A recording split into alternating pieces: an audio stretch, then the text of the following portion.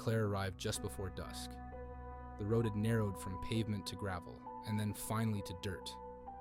Her car kicked up dust as she wound through the dense forest, miles of trees that had not been touched in decades.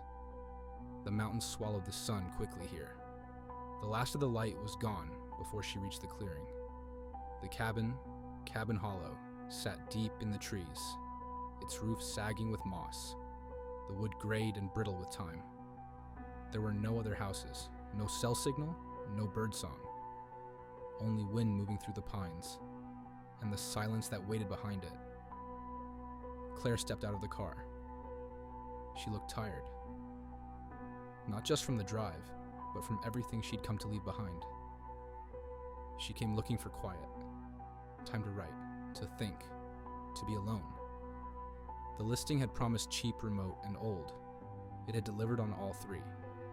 The key was exactly where they said it would be, under a cracked ceramic frog near the front step. She unlocked the door and stepped inside. The air was heavy with dust and something else. Mildew, maybe. The wooden floor groaned under her weight. Cobwebs stretched across the rafters like forgotten threads of memory. A single window let in the last gray light of day. There was a note waiting for her on the mantel, taped to an old voice recorder. It was folded once, with her name written neatly on the front. It read, "Welcome, Claire. One rule. The third room is off limits." She glanced down the hallway. 3 doors. The third one was closed tight, and a thick iron padlock clung to the knob. She tried it. Solid. Unmoving. Probably just a storage room, she told herself. Something old they didn't want guests poking through. She let it go. Lit a candle. Unpacked. Opened her laptop and stared at the blank page.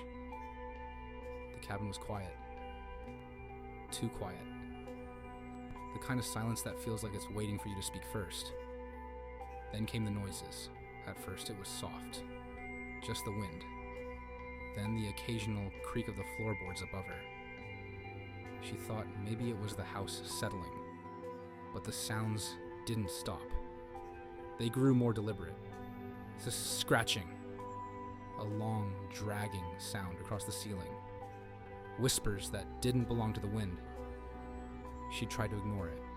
Pressed record on her phone, hoping to catch the noise. Maybe if she heard it later, it would make more sense. Maybe it would just be the house after all.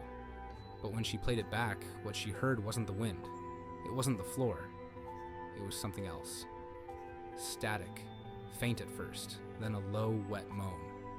And underneath that, something speaking.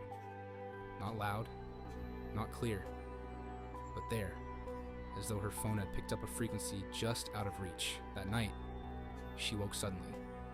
It was dark, no moonlight, no sound, but something had changed. She felt it. The clock beside her bed read 3:13 a.m., and there, on the floor just inside her bedroom door, was a folded note. The same paper as before. But this one was different. The handwriting was smaller, uneven, childlike. And when she picked it up, the paper felt cold. Colder than the air around it. It said, "Please let me out. I'm still alive."